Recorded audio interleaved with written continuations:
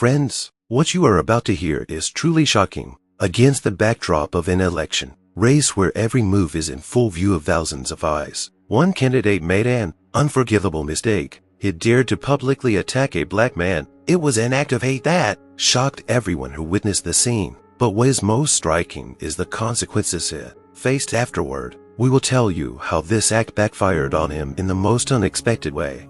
But before we go any further, let's get to know each other better. Write your name and where you're watching this video from in the comments. You are incredibly important to us. Because of each and every one of you, we are able to tell these stories without fear of telling the truth. Each of your names, each of your comments helps our channel grow and become stronger. Your participation means a lot to us. Thank you for being with us. Now let's get to the bottom of this frightening and tragic story that has left a mark in the hearts of thousands of people.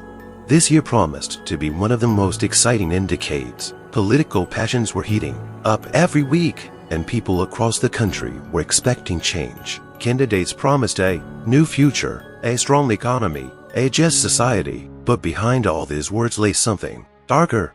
One of the favorites in the race was a candidate who could be described as charismatic and assertive. His energetic speeches seemed to be a call for justice and order. From the screen, he looked directly into people's eyes as if to say, "I am your voice. I know what you need." He promised the order and strength that his constituents seemed to so desperately need. There was a certainty in his case, an almost fierce determination that many admired. But beneath the surface of that strength, something was disturbing. Notes, barely perceptible, but sharp, like needles piercing through his imagery. Random words, oblique glances, and subtle hints of order that sounded more like restrictions than liberation. Some of the things he said caused a slight sense of discomfort. It was as if he was deliberately sowing this fear, encouraging the audience to think that his determination masked a difficult attitude toward those who were different from him.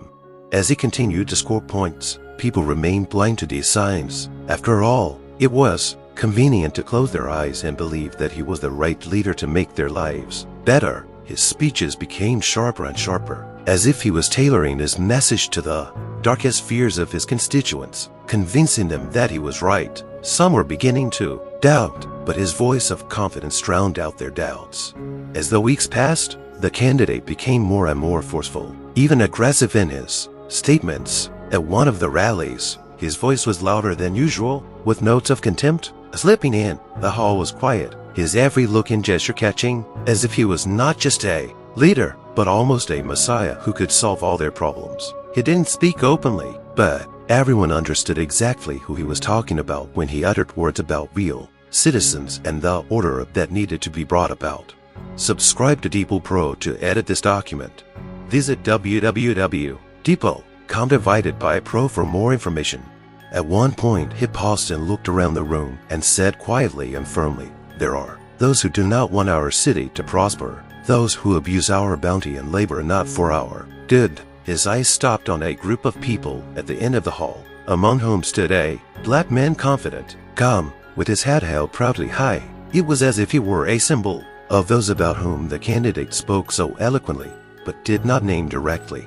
These words sounded like a blow. People exchanged glances, some surprised, some approving, but there was something else too, a subtle wave of approval from those who felt supported in their dark prejudices. They felt that at last there was someone who could openly say what many of them had been afraid to express. The candidate's eyes, sparkling with conviction, seemed to ignite sparks of aggression in the audience, hatred long hidden and repressed.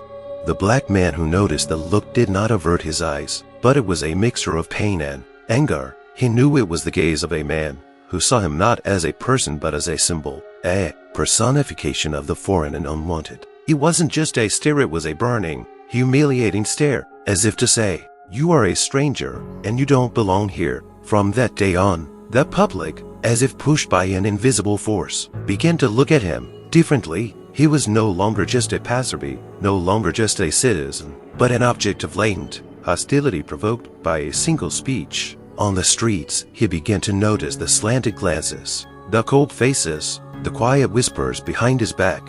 It seemed that because of one candidate, the city began to lose its unity and humanity.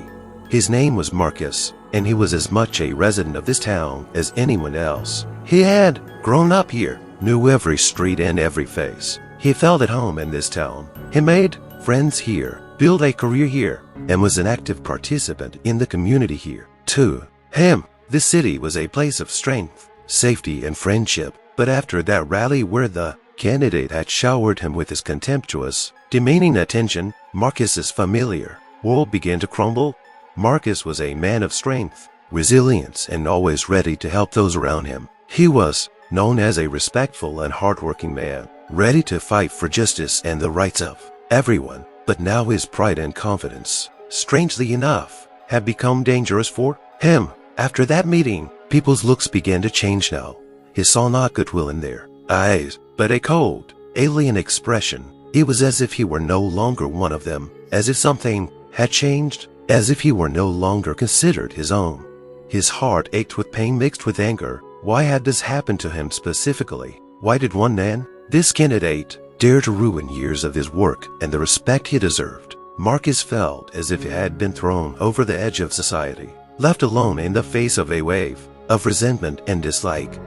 Every day he encountered it, he could feel it in the silent stares of his neighbors, in the subtle but sarcastic comments that seemed to have suddenly become habitual. People were whispering behind his back, discussing, weighing his merits, as if he had become someone alien, unworthy of their trust. All his hard work, all his endeavors, everything he had done for this city seemed to disappear, as if his merits had dissolved before the mere evil gaze of the candidate. Marcus couldn't just accept it silently. A sense of injustice boiled up in his soul, anger at those who had allowed themselves to judge him just for the color of his skin. He tried to speak, to explain, but his voice seemed to be lost in this evil, as if his words could not be heard. His surroundings seemed to reject him on purpose, and no one tried to take his side. Marcus had become a stranger in the place that had once been his home, and that feeling was choking him with each passing day. His pain became not only his personal tragedy, but also a symbol of how easily and terribly lives can be destroyed when one has power based on hate and fear in one's hands. The meeting had come unexpectedly, and not in a place where Marcus could have prepared for it. It was a public park, a place where he always came for a brief respite from the oppressive atmosphere of the last few days. Here he had hoped to find peace and quiet, maybe even a couple familiar faces to remind him that not everything had changed. But instead, he came face to face with the man who had become the source of his misery. The candidate stood among a small group of his supporters, surrounded by people as if he were above them, unreachable. Marcus noticed him at once. He had not intended to approach, but already the mere presence of the candidate was poisoning his familiar sanctuary. Even the trees and benches around him seemed to be filled with hostility, as if the park itself had taken the candidate's side. But the casual glance directed at him by the candidate seemed to freeze in the air. Marcus felt a cold stream of disdain and barely concealed aggression coming from his eyes. It wasn't just a look, it was a message. The candidate knew Marcus was here and seemed to linger on him with his gaze on purpose. With a slight, almost contemptuous smile, his eyes said what his speech only hinted at. You are a stranger here, and you are not worthy of this place. The crowd of supporters, following his gaze, turned their attention to Marcus, and in that instant, he felt as if he were being stared at not by humans, but by predators ready to attack. They looked at him with an expression full of hidden aggression, as if that one look could erase his existence, his merit, his life. The people around him began to whisper something, to look at each other, and he saw it in their gazes the same contempt that came from the candidate. Marcus felt something inside him tremble, but it wasn't weakness, it was anger. Anger mixed with pain, despair, and a sense of injustice. He couldn't just stand there silently and be humiliated by the mere sight of this man. Gathering his courage, he stepped closer, his steps heavy but confident. He was ready to fight back, even if he had to face this crowd. But as he approached, the candidate only grinned, taking a step back as if he were facing something repugnant, as if the mere fact that Marcus was approaching him disgusted him. Marcus felt that grin sink into his heart, as if it were saying, "You are not my equal, you are nothing." And the crowd, picking up on that sentiment, began to whisper louder, "Someone threw in a derogatory remark. Someone chuckled. Those words cut, left marks in his soul, but Marcus didn't back down. In that minute he realized that the candidate didn't just despise him, he saw Marcus as a threat, not as a person, but as a symbol of someone he hated. The candidate seemed to incite people to look at Marcus as he did himself with contempt and hatred. Marcus felt the crowd growing around him, engulfing him with their cold hostility, as if they were pushing him out of this park, out of this city, as if his presence was itself a challenge. The encounter didn't end in outbursts or a fight, but it left a deep mark. Marcus returned home feeling devastated but determined. He realized that now this candidate would not stop, that he would use every opportunity to humiliate him, to turn his life into a test. But despite the severity of the day, deep down Marcus knew that his strength lay in his truth, in his resilience. After that meeting in the park, Marcus felt an invisible, suffocating noose begin to tighten, slowly but inexorably around his life. Now every step he took, every glance directed at him by passers-by seemed poisoned with the venom of contempt. The city that had always been home to him was suddenly alien, filled with shadows and cold. He knew where this hatred came from. It came from the candidate's speeches, whose words, like drops of poison, seeped into people's minds and destroyed their previous ideas of justice and goodness. Walking down the streets, Marcus noticed how people who used to greet him, or even just look at him with friendliness, looked away or stared at him with cold, scrutinizing contempt. It was as if he had become a visible symbol, a target on which to direct all the hidden fears and hatreds. It was as if each of these people had found justification for their prejudices, confidence in their right to condemn and hate because the candidate was telling them that they were right, that their fears were justified. These changes were not just an atmosphere. They permeated Marcus's daily life, his work, stores he visited, every public place he appeared in. Neighbors who used to greet him with a smile now looked at him as a stranger. Some of them threw sarcastic remarks. Others whispered behind his back, but he felt each of these expressions like invisible, sharp knives. Marcus tried to hold on, tried not to give in to this wave of contempt, but each new day brought more and more pain. It seemed to him that even the most ordinary people began to follow the candidate's hatred like a summons. There was something dark, primal in this animosity, as if racial prejudices that should have been long past had burst forth with renewed vigor. One day, while walking down the street, he noticed a young couple with a child passing by, giving him a contemptuous look. The child asked them why they were looking at that uncle so strangely, and the man didn't hesitate to speak loud enough for Marcus to hear. Because he's not ours, he's not like us. Those words stabbed him in the heart, painfully, sharply, without the slightest mercy. He'd always believed that children weren't born with hate, but he realized that adults taught them that, instilling fear and contempt for those who were different from them. Day after day, this relentless humiliation, this feeling of being erased, of being turned into a stranger in his own city, made him feel broken. But deep inside, despite all this horror, he knew he couldn't let hate win. He saw the candidate's power grow through his weakness and fear, through division and incitement. But Marcus knew if he gave in now, if he let this pressure break him, then he would become part of this dark force that was destroying everything he held dear. That evening, Marcus went to a meeting that brought people from all over the city. It was a town meeting, a tradition that gave a voice to anyone who cared about the future of the city. Inside he felt uneasy, but despite all the humiliation and stares, he realized that it was impossible to remain silent. It was his attempt to remind everyone that he was just as much a resident of this city, just as much a person whose thoughts and feelings deserve attention. When he entered the hall, there was an immediate tension around him. People turned to look at him, some with distrust, some with outright dislike. There was no longer the friendliness in their eyes that Marcus had been familiar with all these years. Instead, he saw coldness and wariness. There was a muffled murmur in those gazes, a tension, a growing readiness for aggression. But it didn't stop. The meeting started. People raised questions about safety, about improving the city, infrastructure. Everything seemed to be going smoothly until a candidate approached the microphone. His words were like blades hidden beneath a sweet coating. He spoke of security, of how the city needed to protect itself from the outsiders and the unworthy who threatened the peace of its residents. With every word he spoke, the crowd tensed, its mood growing more hostile, and when his gaze fell on Marcus again, there was a sinister determination in the candidate's eyes.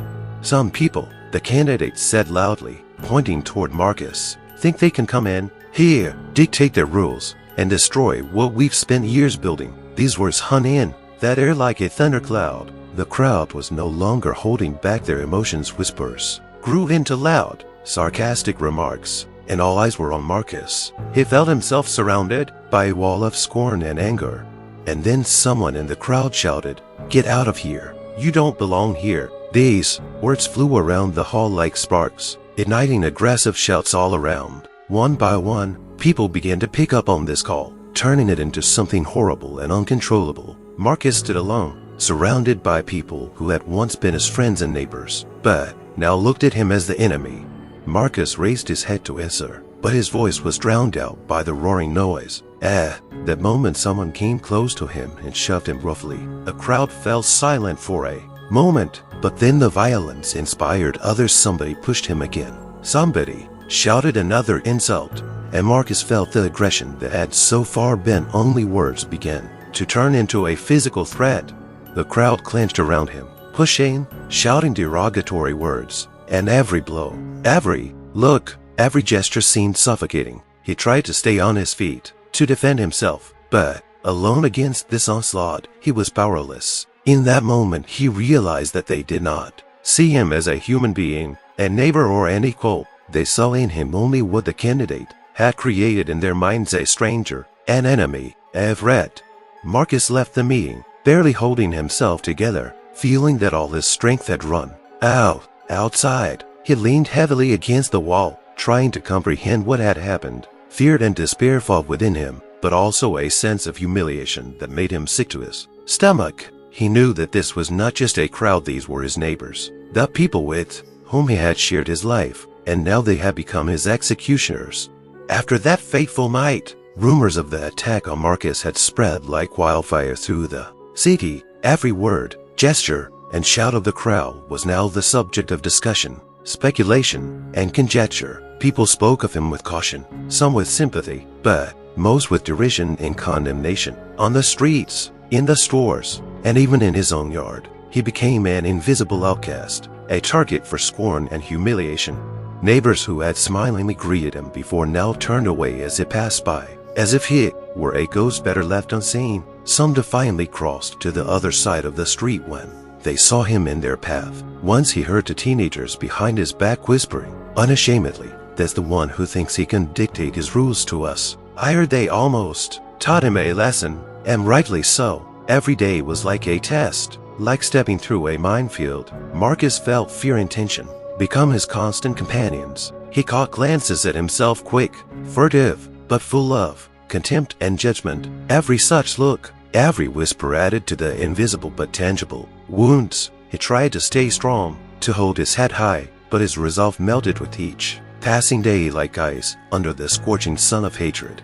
Marcus had hoped that some of his old friends, neighbors, or just acquaintances would take his side, support him, say a word against this injustice. But he was wrong. Those who had known him intimately before were now afraid to openly support him, for fear that they too would be repulsed and rejected by this hostile crowd. People preferred to stay on the sidelines, to turn a blind eye to what was happening, for fear of being targeted themselves by the candidate and his supporters. They chose silence, and silence was scarier and more painful than any words.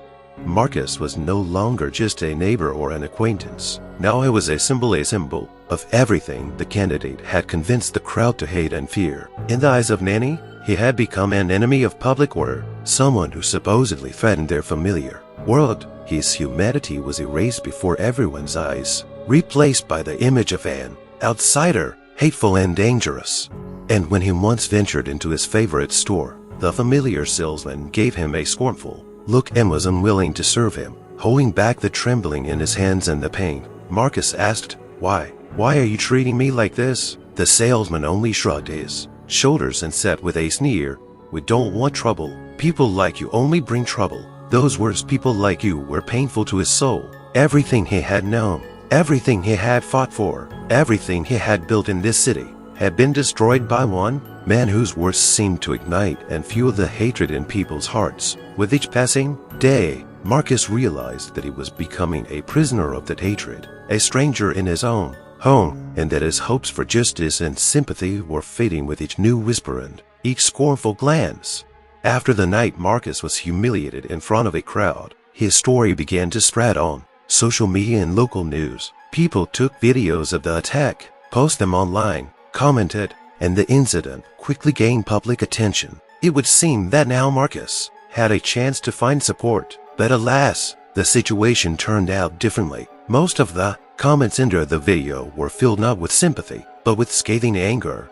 He should have shown a long time ago that he's not the boss here, some wrote, and their words garnered thousands of likes. This is what too much freedom leads to for people like him. Others echoed others, fueling an atmosphere of hatred and justification of cruelty. It seemed that in this crowd of haters, everyone found a reason to vent their fears and hatreds under the guise of order and preserving tradition. Marcus looked at the screen of his phone as he read these comments, and his heart filled with unspeakable pain. His name, his face, his identity had become a public target, a symbol for those who wanted to banish everything undesirable and inconvenient. He felt completely defenseless against the wave of hatred that swept over him like an avalanche. He felt more afraid and lonely than ever before. A deep longing filled his soul like cold, heavy water, plunging him into an abyss of despair. He realized that he was no longer just a man, but an object to be judged, a person whom anyone could insult without fear of being punished. He no longer saw himself in those words. They described him as if he were a criminal, not a man striving for equality and justice. This virtual hum of hatred was more horrible than any real violence, because it stretched and grew, poisoning everything around him. At work, his colleagues also began to show their attitude, albeit covertly, but Marcus felt that he was being shunned. Rumors began to spread about him, accusing him of insolence and misplaced ambition. Some said that he was provoking people, that he wanted to gain sympathy, but in fact, he was just looking for attention. In his attempts to defend himself and his honor, he faced hypocritical hostility, as if he were an enemy who must be subdued. But the scariest part for Marcus was how far the candidate's influence went. Social media and the news had become a weapon for propaganda, and his name was part of that game. That candidate used the incident to reach out to his supporters again. He left a long post on his page in which he claimed that he was always in favor of peace and order. But some individuals, according to him, allegedly abused his kindness and wanted to destroy the harmony of society. His words sounded like a hidden threat, like a quiet call for more condemnation. Marcus knew that fighting it was nearly impossible. He was alone, while the hate-fueled crowd continued to pounce on him like predators tearing into prey. He was confused and devastated. It seemed that every day, every minute brought new accusations, new fictions, and slanders against which he could not defend himself. The world around him collapsed, filling with anger, indifference, and cruelty. Marcus realized that in his story, he had become a hostage not only to his principles, but also to the power that one man willing to use hate for his own purposes could have. He tried to keep hope alive, but he found it increasingly difficult. His heart, exhausted and tormented, still burned with the bright fire of wanting to fight for his truth. But was that possible when every step toward the light only led him to new darkness?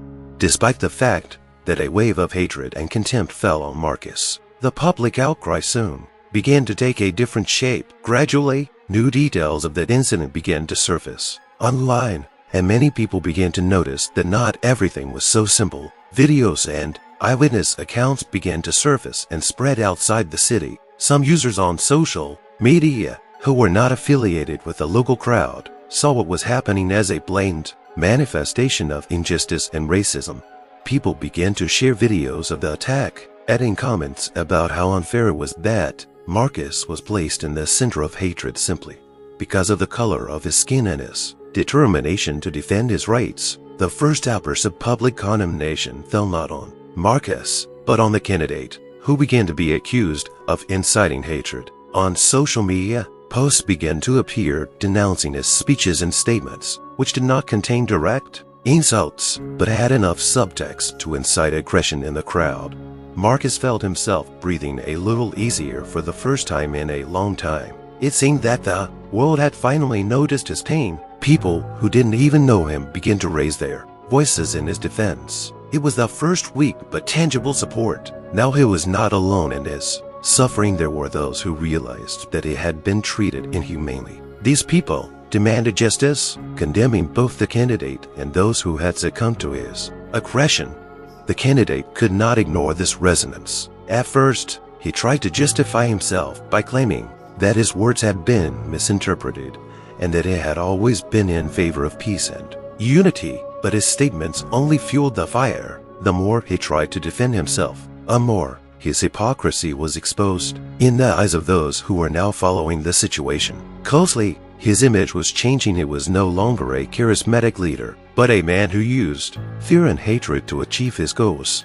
This was a major turning point for Marcus. For the first time in a long time, he felt not only support, but also hope that the truth could break through the veil of hatred. He hated to rejoice in someone's defeat, but he realized that the candidate deserved those consequences. Every day Marcus saw new posts and exposes gaining traction, people starting to ask questions they were afraid to ask before. But despite this, he did not feel complete joy. Every day reminded him of how easily human aggression can destroy lives, how fragile social bonds are, and how easily people are influenced. He realized that even if the candidate lost his reputation, the mark of hatred would remain, and there would be a long road to healing the wound. Marcus tried to hold on, hoping that this moment of justice would help him find peace, but he also knew that there would be many more trials ahead of him, for even justice could not take away the pain he had already experienced. Yet he was grateful to those who had supported him, even if they were strangers. For the first time in a long time, he felt that he was not alone in his struggle. Under public pressure, the candidate began to realize that his position was no longer as unshakable as before. Surrounded by journalists and critics, he decided to address his supporters and try to justify himself. The public was waiting for an explanation from him, and this explanation should not only mitigate public outrage, but also keep his supporters, many of whom had already begun to waver. At a special press conference held to reassure the public, the candidate took the stage. His face wore a tired smile, but there was still an arrogant confidence in his eyes. He knew that many of those looking at him now believed he was right, and that gave him courage. But something had gone wrong from the start. My words were misunderstood, the candidate began, looking directly into the cameras. His voice was soft, but there was a subtle irritation in every word, as if he felt he was the victim of an unfair accusation. He spoke of how his intentions had always been to protect the city, how he simply wanted to bring order and protect honest people from the threat that the likes of Marcus supposedly posed. Marcus watched this broadcast from home, and with every word the candidate said, his anger grew stronger. The fact that this man was trying to justify his actions only further humiliated and hurt him. The words "people like Marcus" rang in his ears like a stigma he tried to shake off but couldn't. He knew that every time a candidate uttered those words, a new fire of hatred and prejudice was lit in the heart of his supporters. The candidate continued to speak, saying that he meant no harm, that his intentions were pure, but it was clear from his intonation, from every look he gave to his supporters, that he was just trying to avoid consequences. The words about order and protection sounded the same as the day he had first spoken against Marcus, and those who supported him sensed the same latent aggression, the same hatred that the candidate was now trying to disguise as concern. But something had changed. This time among the audience were not only his supporters, but also people who saw the truth. Posts started appearing on social media and news outlets, condemning his attempt to shift responsibility. People who weren't blind to his ambiguous words realized that this excuse was nothing more than another show of contempt for Marcus and those like him. This act only made things worse for the candidate, and his support gradually weakened. Marcus followed these comments and felt some relief for the first time in a long time. It wasn't joy. It was a sense of justice that he had almost given up hoping for. It was as if someone had finally heard his pain, seen his suffering, and refused to believe the lies the candidate had tried so hard to present. but deep down, Marcus knew that even that wouldn't bring him back his peace. No words, no revelations could bring back the years of life and respect he had lost. He was wounded, and that wound remained open, still bleeding despite the apparent justice. He realized that his struggle was far from over, and that the road to full recognition of his rights would be long and painful. But now, seeing the candidate's arrogance collapse under the weight of his own hypocrisy, Marcus gained a new strength, a sense that his voice, albeit over time, had been heard.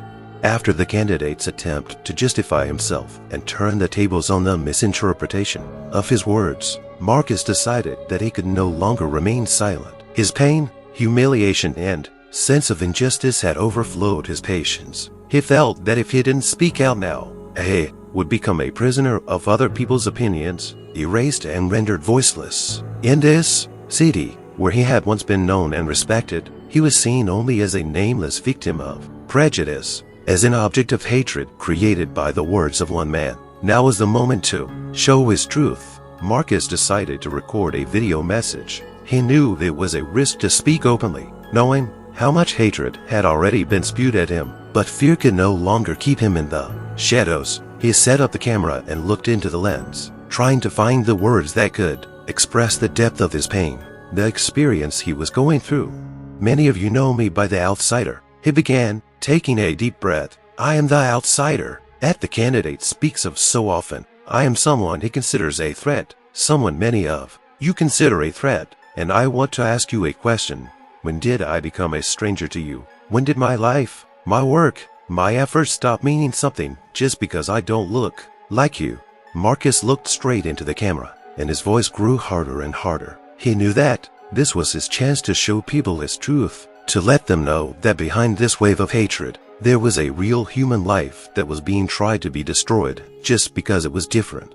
I've lived here all my life, he continued, his voice trembling, but not from weakness, but from anger and resentment. I've worked hard, helped my neighbors, built my life here in this town where I thought I was part of this community, and now you allow one person, one voice, to tell you that I am your enemy, just because of the color of my skin and the fact that I dared to be unequal among you. Is that fair? Is that fair? He saw the comments begin to pour in, many words of encouragement, but there were still those who attacked him, accusing him of looking for pity, of playing on emotions. Now, however, looking at the camera, he felt free of these accusations. He knew that he was no longer afraid of them, because these words could not destroy his inner truth. You think I want to attract attention, Marcus said bitterly. Do you think I like being the object of hatred, being a target? I just want to live. I want to have the right to be respected, just like every one of you. And if that requires me to talk, to tell you about my pain, then I'll do it. Because for too long we've been silent. For too long we've been backed into a corner. It's time for the world to recognize that we are human beings, that we to have a right to a place in the sun. His words, filled with pain and truth, began to spread online. People from all over the country began to support him, to express sympathy and condemn the candidate and those who had succumbed to his manipulations. Marcus knew it wasn't instant healing, not instant justice, but it was a start. He no longer felt alone. Now he knew his voice had been heard. This video became a symbol of his resilience and strength. Marcus showed that despite the attempts to silence his voice, despite all the humiliation and contempt, he did not give up. His response to the candidate and his supporters was not just words, it was his fight for the right to be heard, for the right to exist without fear. After Marcus' video message spread online, a wave of support, unexpected and powerful, began to rise from all over the country. People, even those unfamiliar with his story, felt the pain and power of his words. Activists and civil rights organizations that had previously avoided interfering in local elections now issued statements condemning the hatred and racism openly expressed by the candidate and his supporters. Marcus was no longer alone in his struggle. It was supported by voices that were loud and insistent. The first actions of support took place in front of the city administration building. People came with placards that read, "Justice for Marcus. We are all Marcus, and racism has no place in our city." Among them were those who have faced bias and hate themselves, and those who simply believe that everyone should have the right to justice. This gathering was a living symbol that people are willing to stand up for those they are trying to break. When Marcus saw the photos and videos of these actions, he felt excited and surprised. He could not believe that his story had inspired so many people to take to the streets and show their support. It was a deeply personal feeling to realize that his pain was no longer his alone, that it had become part of the struggle for justice, part of the voice of those who were tired of being silenced. However, not everyone shared this desire for support and fairness. The candidate's supporters began their campaign against Marcus, declaring his actions an attention-grabbing attempt and a manipulation of public opinion. They organized their own rallies with speeches about preserving traditional values and protecting the city from outsiders. The candidate, never missing an opportunity, secretly supported these gatherings, sending a clear message: Marcus is not ours. He's a threat to our community. Marcus realized that the wave of hatred, though receding, was still dangerous. Every day was filled with tension and anxiety. He felt the city he hadn't known all his life split into two halves. People became increasingly wary and distrustful, as if they had to choose between their neighbors and their beliefs. At one of the support rallies, Marcus gathered his courage and decided to come out to the people. With trepidation in his heart, he walked through the crowd, feeling hundreds of supportive stares. Those eyes saw not just a victim, but a man who had found the strength to stand up and fight. People surrounded him. Someone reached out a hand. Someone hugged him. Someone said the words he had missed so much. He felt like he was breathing for the first time in a long time, that his heart was filled again with a warmth he hadn't felt since the day of the attack. But even among these kind faces, he could not forget that hostile part of society which was ready to do anything to humiliate him and destroy his strength. And though it was hard for him, he realized that this struggle was now more than his personal pain, more than his own life. It had become part of a movement that sought to break the chains of hatred and racism. Marcus was returning home with thoughts of how his story, his words had managed to be the start of something important. But he saw not only support ahead, but more challenges. He knew that the wave of hatred would not disappear overnight, but he felt stronger now that he was with those who believed in his truth, who stood side by side with him in the fight for justice. Over time, the public pressure on the candidate became unbearable. Accusations of hate, speech, and incitement began to be heard, not only from activists and ordinary citizens, but also from officials who could no longer stand by. News of the Marcus incident and the candidate's discriminatory rhetoric traveled beyond the city limits and reached major publications and even national news channels. The wave of outrage he had so carefully stoked against Marcus was now turning against himself. Marcus followed the news with a sense of mixed relief and dismay.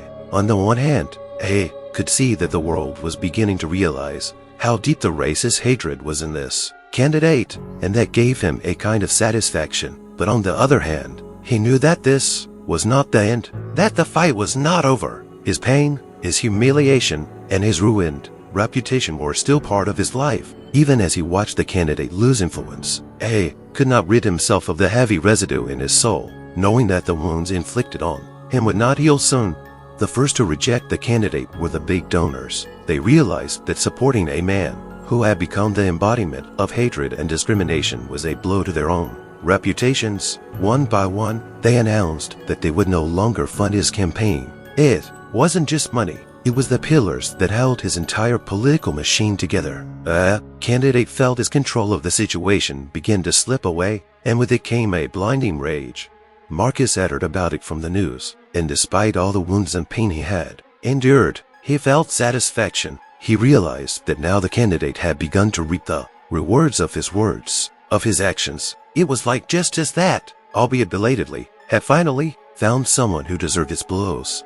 But as the candidate lost support and funding, his aggression only intensified. In his remaining speeches, he did not choose his words, blaming everyone around him, the media, traitors, activists, and, of course, Marcus himself. His rhetoric became even harsher and more aggressive. Now he spoke not only of outsiders, but also of traitors among us, meaning those who refused to support him. His every word was soaked with despair, turning into hatred.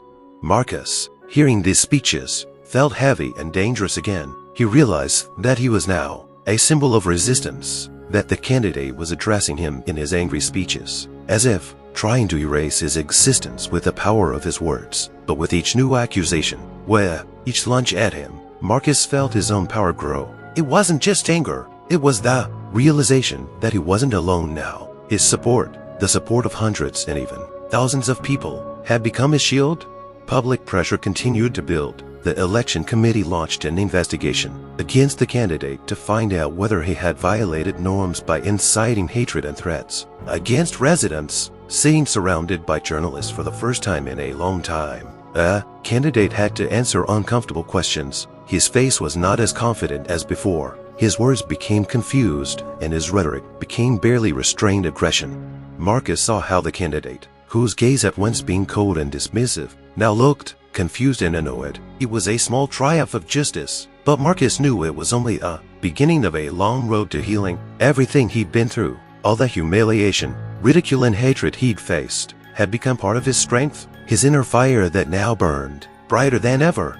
This struggle was no longer just his own, it was part of a broader movement for justice. Marcus knew that there were still many challenges ahead, that his name and his face would long be associated with a fight against hate. But now he was on this path with a firm conviction that his voice would never be silenced. Left without the support of major sponsors and under the pressure of public opinion, the candidate began to lose not only financial but also social support. Those who had previously supported him began to cautiously distance themselves, fearing for their own reputations. Politicians, businessmen, and even old acquaintances who had previously admired his assertiveness were abandoning him one by one. They realized that to continue to support a man accused of inciting hatred and aggression would incur the wrath of the public. Marcus, watching this turn of events, felt mixed emotions. He saw the candidate, once confident in his righteousness, now standing on the edge of the abyss, abandoned by those he had considered allies. It was a triumph of justice, but also a strange feeling, for this man had once been the epitome of power and influence, capable of ruining his life with impunity. Now he saw how the candidate's arrogance and rigidity, turning into open hatred, had become his own undoing. However, this feeling was not simple joy or gloating. Marcus realized that all these people who had turned their backs on the candidate had done so not for justice, but for their own benefit and safety. They only abandoned him when it became inconvenient for them. And this revelation left a heavy feeling in Marcus's soul. He knew that many of these people, though distanced, had not changed their true views, but now they hid them behind smiles and silence. Each new withdrawal of support was a blow to the candidate, and with each such blow his aggression only increased. He began to make even more desperate speeches, openly accusing all those who dared to abandon him. His words were full of hatred and accusations. He was angry at everyone who had once called him friend, but had now turned away. But his attempts to regain support were a farce. His anger and despair only reinforced the image of a man whose politics were based on fear and hatred. Marcus saw the candidate literally crumble before his eyes, his former confidence fading, giving way to despair. And while it was satisfying it hard to see his tormentor get what he deserved, Marcus felt that none of it could bring him back what he had lost. The humiliation, the fear, the hatred he had faced had left deep scars that would not fade because of one man's fall.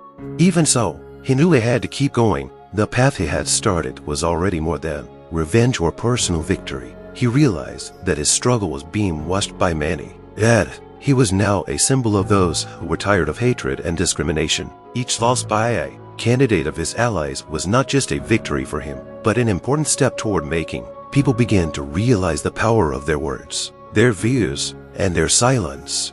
These events changed Marcus himself. He no longer felt like the same man who had once lived peacefully in his town, believing in the goodness of those around him. Now he saw how easily society could succumb to hatred, how easy it was to destroy a person with one word, one gesture, and how difficult it was to rebuild what had been destroyed. But he also realized that even in the darkest moments, there are people who are willing to support and fight for the truth.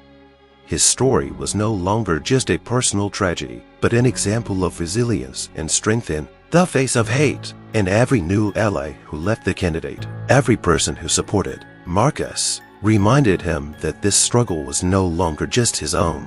Soon public pressure reached a critical point. People inspired by Marcus' speeches and his resilience, began to openly demand the candidate's exclusion from the electoral race. They took to the streets, gathering for rallies and demonstrations, and their voices grew louder and louder. In every city, in every corner of the country, the people who witnessed this story began to realize the depth of the problem that the candidate symbolized. He had become the face of the blind hatred and discrimination that many of them had experienced or seen in others, and now they were demanding that it be stopped. It was a difficult moment for Marcus. He saw how his story had led to the awakening of many, how it brought attention to the problem of racism and prejudice that was eating away at society. But every day, he felt the weight of that struggle growing more and more acute. After all, he was the reason people took to the streets. He was the reason they demanded justice. He became the one who epitomized resistance. And while this gave him strength, it also made him realize what a weight he was carrying on his shoulders. With each passing day, Marcus saw the candidate's anger grow. Almost alone, he tried to fight back, claiming that there was a conspiracy against him, that it was all part of a campaign to destroy him waged against him by Marcus himself and those who supported him. These words, soaked with bitterness and despair, sounded even more fierce and angry. The candidate hurled accusations and insults. His speeches became openly racist, and his attacks on Marcus and his supporters became more and more aggressive. Marcus felt these words, these speeches, as if they were trying to penetrate his heart again, to make him feel vulnerable and defenseless again. But now that he saw that society had finally opened its eyes, that people were no longer afraid to speak out, his fear gave way to determination. He knew that his story was more than just a personal experience. It was a struggle for the right to exist without humiliation and contempt, for the right to be heard. However, each new rally, each demand to expel the candidate also brought new threats. Candidate's supporters, enraged by his downfall, were not going to give up so easily. They began sending Marcus threats, writing anonymous letters with hateful messages. His phone was ringing off the hook with anonymous calls filled with insults. They reminded him that the fight was not over, that he would have to pay a higher and higher price for every step toward justice. These threats evoked a mixture of fear and anger in Marcus. He knew that these people, like the candidate, were trying to break him, to bring him back to the terrible moment when he felt defenseless and alone. But now he wasn't the Marcus who stood before the crowd with slumped shoulders, consumed by hostility. Now he was part of something bigger, part of a movement that sought to change society, to free it from prejudice and fear. Marcus stood on the threshold of a huge change, both for himself and for the whole community, and this realization gave him strength. He felt the support of thousands of people and knew that his struggle was inspiring others to fight for justice. Public pressure became his defense, his shield behind which he could hide from the hatred and aggression of the candidate and his supporters. Though fear remained a part of his life, his heart was filled with determination. He knew that there was no turning back, that this struggle was his path, his mission. There were still many challenges ahead, but he felt if the community would stand with him, if the voices of the people would support his truth, then he had a chance for justice. Under the inexorable pressure of public pressure, the candidate began to rapidly lose not only his reputation and support, but also control over his own life. The blows he had once so confidently dealt to Marcus and other undesirables were now coming back to him in devastating consequences. In public, he still tried to keep his cool, to pass himself off as a victim of a hate campaign, claiming he was being poisoned for his patriotism and defense of real values. But deep down, panic was gripping him. Marcus, watching this struggle, realized that he should not remain silent any longer. He knew that the candidate's outward bravado hid fear and despair. Once he had seen this man as an unstoppable force, as an icy, indifferent monument of hatred that could not be broken. Now, he saw a confused man slowly drowning in his own animosity and hatred, which he had once so confidently manipulated. But despite the candidate's obvious suffering, Marcus felt no pity. He remembered every day when he himself had been consumed by the same hatred, when every corner of his hometown had seemed hostile and every person a threat. He remembered coming home, feeling like a prisoner, falling asleep in fear of tomorrow. And now he knew that this feeling, this powerlessness, was exactly what a candidate, perhaps for the first time, must go through for himself. But the candidate's situation grew increasingly grim under pressure from his own allies, who demanded accountability and proof of loyalty. He began to lose control of himself. His closest associates were increasingly alienated from him, realizing that he no longer represented for them the strength and stability they had so admired. The candidate's family, who had long supported him, now began to pay the price for his actions as well. They began to receive threats. People refused to communicate with him. His children became targets of ridicule and even hatred. The world he had created had consumed his own life as well. It was a strange justice for Marcus. He saw the world of hatred and prejudice that the candidate himself had created and maintained now turning into a trap for himself. He felt, however, that mere retribution was not the end. Marcus felt sadness in his soul, not so much for the candidate himself, but for all those who had become victims of his hatred, for those who had so easily believed his false words, for those who, consumed by this hostility, could no longer distinguish truth from propaganda. Marcus knew that despite the candidate's downfall, he still had a powerful influence on his followers. Their faith in him was blind, and they, like himself, had become prisoners of his own words and promises. Marcus realized that society was divided, and that division hurt him deeply. His own city, once a home full of kindness and warmth, was now shrouded in distrust and tension.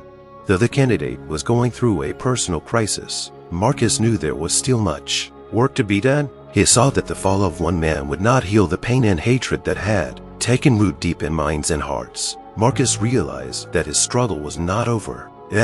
Perhaps his mission was not just to denounce one man, but to help others out of this darkness.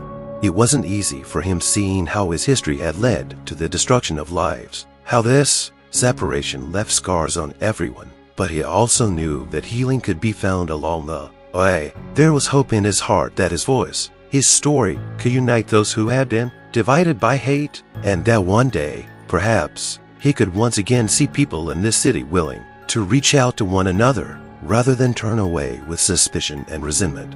When the public pressure and the collapse of his reputation reached a peak, the candidate finally decided to make a public apology. He realized that now only this step could save the remnants of his political career. His lawyers and advisors had prepared him to show himself as a vulnerable, remorseful man. It was his only salvation. They organized a press conference for him, and not only journalists, but also ordinary citizens, those who passionately supported Marcus and demanded justice. Marcus watched the broadcast from the house, and his feelings were complex and contradictory. He knew that the candidate was not coming out to apologize willingly, but only because he had lost everything that gave him strength. But he wondered, was it possible that this man, even now, would find sincerity? The candidate seemed ready for the role he was to play. His look was tired, his gaze was sad, he looked broken, as if he had realized his mistakes. He began to talk about how he deeply regretted his words and actions, how his actions had led to suffering, and how he had underestimated the power of his words. He looked directly into the camera, as if addressing personally each person who had felt his hatred. But something in his tone, in his words, seemed to fall short of sincerity. Marcus, listen carefully to every word, sensed a superficial regret, a lack of real remorse. Candidate's words sounded like a well-earned speech, like a last desperate effort to regain lost influence. He spoke of being wrong, but his voice did not waver. His eyes expressed no real remorse. It was a theatrical performance, designed for forgiveness, but not for understanding. People's reactions were mixed. Some of his former supporters, tired of scandals and constant tension, seemed ready to forgive him, but many citizens had already seen through this game. They felt the candidate's words sliding over the surface of the issue without penetrating to the core. Social media exploded with opinions, some talking about hypocrisy and trying to save his reputation, while others called for him to be given another chance. For Marcus, this apology was a symbol of all the falsity he had encountered. He understood that the candidate was apologizing not to him, but to the community from which he had once received power and support. Those words did not address the pain he had caused, did not address the broken trust, did not address the fear that had been planted in the heart of his city. All he heard were empty phrases that only emphasized the candidate's indifference to those he himself had victimized. Marcus felt a growing anger, but that anger was no longer destructive. It was cold, hard, giving him the realization that the truth had finally come out. The candidate stood before the audience, naked in his weakness and despair, and no one could believe in his strength anymore. This apology, instead of restoring his reputation, only exposed his hypocrisy even more. And though Marcus knew those words could not heal his own wounds, he saw in them the end of the power that had once intimidated him and the entire city. The candidate standing before the crowd was but a pale shadow of the man who had once inspired fear. Now it was a man who had lost control, who had lost respect and trust. It wasn't a victory, but it was the truth. Marcus realized that even if he didn't get a real apology, he got something more: an opportunity to show others that hatred and prejudice always return to those who sowed it. And that realization gave him strength. He felt that his pain and struggle, though incomplete, had still brought about important change. He knew that this story would be a lesson not only for him, but for all who witnessed it. After the lame apology, the candidate was still trying to stay afloat, but his every move now seemed like an empty attempt to regain lost trust. Public pressure and the loss of virtually all support had become an impossible burden for him. Finally, under the onslaught of public condemnation and the threat of even greater losses, he announced that he was withdrawing from the race. The news broke instantly, filling the headlines. For many, it was a triumph of justice, but for Marcus himself, the moment was more complicated than just a victory. He stood at the window of his room, looking out over the city at night, and thought about everything he had gone through to reach this denouement. The city that had once held so much warmth and confidence now seemed foreign and unsettling to him. Upon learning of the candidate's decision to withdraw from the race, Marcus did not feel joy. He was relieved, but it was a bitter relief. His soul still held traces of the humiliation and fear he had endured. Marcus realized that even the candidate's departure could not erase his own trials from his memory, nor could it bring back the city he had once loved. His heart was wounded deeper than words could express. But despite this bitterness, he knew he had won a fight that once seemed unbearable. A candidate who had once been a symbol of fear and racial hatred had been forced to give up his ambitions and admit defeat. Marcus realized that his story was now part of something bigger, that it served as a lesson that would be remembered for a long time to come. This moment was proof that the power of truth, though difficult, can still overcome lies and hatred.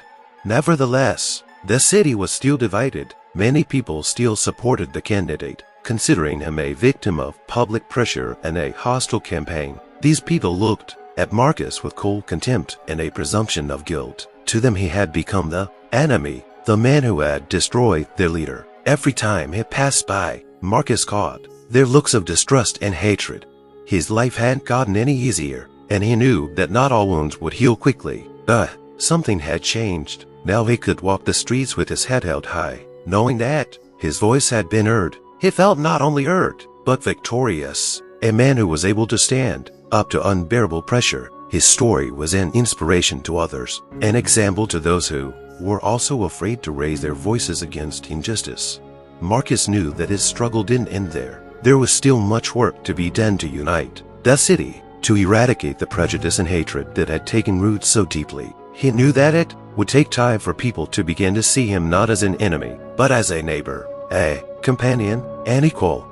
As he said goodbye to the past, he realized that change begins with each of us, with our actions and choices. He knew that his story was not just his personal struggle. It was the voice of everyone who was tired of hate and humiliation. And even though there were many challenges ahead, Marcus was ready to keep going. He wasn't alone now. His story was part of something bigger, a movement for justice, for equality, and for hope. After the candidate's withdrawal from the race, there was a strange silence in the city. It seemed that the people, deprived of their usual symbol of power, began to look at what was happening in a new way. However, this silence did not mean calm. The city, torn by internal conflicts, seemed to be teetering on the edge of an abyss. Many residents who had faith in the candidate still saw Marcus as the cause of all their problems, blaming him for the collapse of the man they had once considered a savior and protector. Marcus felt this tension every time he left the house. His way to the store, to the post office, or to any part of town was accompanied by icy stares and occasional, but pointed, words thrown his way. Occasionally someone would whisper quietly, "They're his. That Marcus ruined everything," or even loudly said, "Are you satisfied now? Ruined everything." These words cut him to the core, reminding him that his struggle, though righteous, had not freed him from suspicion and hostility. Society was at a crossroads. Some, inspired by Marcus's story, tried to build a dialogue to openly discuss the racism and hatred that had been lurking beneath the surface for so long. In schools and at work, people began to talk about rights, about justice, and what it means to be equal. In some neighborhoods, community meetings sprang up where residents discussed the importance of unity and understanding. Marcus felt that his story had been the catalyst for this change, that his voice, his pain, and his victory had given people the impetus to rethink. However, the other part of society went deeper and deeper into their hatred and distrust. Having lost their candidate, they began to look for other enemies, accusing Marcus and those who supported him of betrayal, of destroying the old values. These people still saw Marcus as a threat, an outsider who supposedly sowed discord in their community. For them, he remained an enemy, an outsider, a man who, in their view, had broken something in their world order. Marcus felt on edge. His struggle had brought change, but it had also opened an abyss on the edge of which the city stood. He understood that what was next was the enormous work of rebuilding trust and understanding, and that each of his fellow citizens had a different path to heal. But he also realized that this journey would be long and difficult. At the animosity and hatred fueled over the years would not disappear overnight. With each passing day, Marcus realized more and more that his struggle was not over. Now that the candidate was gone, he had to become a leader for those who believed in justice and equality. He was ready to continue his mission, despite all the difficulties and obstacles. Despite the wounds and fears that remained, he realized that his story should now inspire others, give them the strength to stand on the side of truth, even if it brought new challenges. Marcus took the first step toward a new future, not just for himself, but for the city. He organized a public meeting, inviting anyone who wanted to hear his story and learn what he had been through and why his struggle was not just a personal matter, but a community-wide matter. People gathered, some with interest, some with bias, but they listened. He talked about how he felt rejected, how he suffered from hate, but also how he found support and how his story was an important lesson for everyone. At this meeting, Marcus finally saw not only resentment and fear, but also hope. There was a realization lit in people's eyes that his pain was their pain, that his victory was their victory. Marcus realized that his struggle was not just a story about his survival. It is a story about how you can conquer hate, how you can change society, and how you can walk through the darkness to see the light. In that moment, Marcus realized that his journey had not been in vain. In his heart, he was certain that one day his city would be a place where everyone, regardless of color or creed, would feel part of something great and bright. Marcus looked at the hall full of people. Some came with support, others with suspicion and latent hostility. And though the crowd looked peaceful, Marcus knew that in every gaze lurked a story, their pain, their prejudices, their fears. He sensed that the fear and hatred that had once gripped his hometown would not disappear overnight. Racism, prejudice, fear of the other, it was all too deeply rooted. The meeting had been going on for several hours. People spoke out, some with gratitude, some with aggression. Some rebuked Marcus, accusing him of making the city different because of his struggle, that the good old days were gone. Their words were full of resentment, as if they had lost something important because Marcus had not humbled himself and stayed in the shadows. He listened to these accusations in silence, realizing that such people were a living reminder of how deeply rooted racism was, how difficult it was to dislodge these dark feelings from hearts. When one of the speakers thundered, "You have destroyed our city, destroyed our peace," the hall frowned. Marcus felt an icy wave of aggression run through the rows. That man wasn't the only one who thought that way. His words only revealed what many were still afraid to say out loud. In that moment, Marcus felt the weight of his struggle. Even now, when it seemed that he had emerged victorious, he remained for many a symbol of hostility and change that they did not want to accept. Perhaps by defeating a candidate, he lost in another way a shattered the illusion of tranquility that for years had obscured the real face of the city. He knew that his struggle had been divisive, that many now saw him not as a man but as a destroyer of the familiar order. He looked out into the audience and saw that many never understood his pain, his truth, his quest for justice. To them, he remained an outsider, a man who had changed their world. But among these hostile faces, he saw others, those who understood, those who were ready to fight with him. He saw people who believed in his truth and, despite their fear, were willing to stand up for justice, and those looks gave him strength. He knew there was a long road ahead. He still had a long way to go to prove that equality was not a threat, but an opportunity for all. As the meeting drew to a close, Marcus raised his head and addressed the room. His voice was tired, but his resolve was firm. I understand how you feel. I realize that for many of you, I am a symbol of loss, a symbol of shattered peace, but I did not seek to destroy your peace. I just wanted a right to equality, to justice. I wanted to live in a city where everyone, regardless of color, can feel part of something common. If this makes you feel pain, understand. This is the pain that many of us have always lived with. It's the pain that we couldn't hide anymore. He stopped talking, looked at the crowd, and suddenly felt something had changed. Perhaps not all of them, but some of them began to understand him. Something new was breaking through the aggression and fear, a desire to hear each other.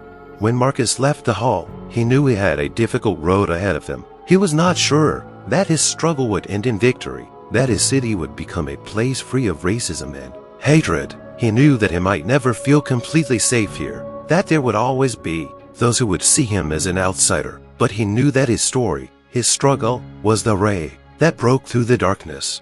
He didn't know where his struggle would lead, but he knew he had made the right choice, and that choice was now part of his city's history, part of the truth that, no matter how hard it was, must find its place. Friends, thank you for watching this story to the end. Your opinion is incredibly important to us. What do you think about what happened to Marcus? Have you ever experienced anything like this in your life? Injustice, bias, racism? Write about it in the comments. Your thoughts and personal stories help us understand each other better and help others not to feel alone. Each and every one of you is invaluable to us. Thank you for being with us, for sharing your thoughts and supporting our channel. It gives us the strength to tell more of these stories that touch everyone. Please subscribe to the channel and give us a like. It will help our story reach even more people. We wish you a good day, and remember, together we can make the world a better place.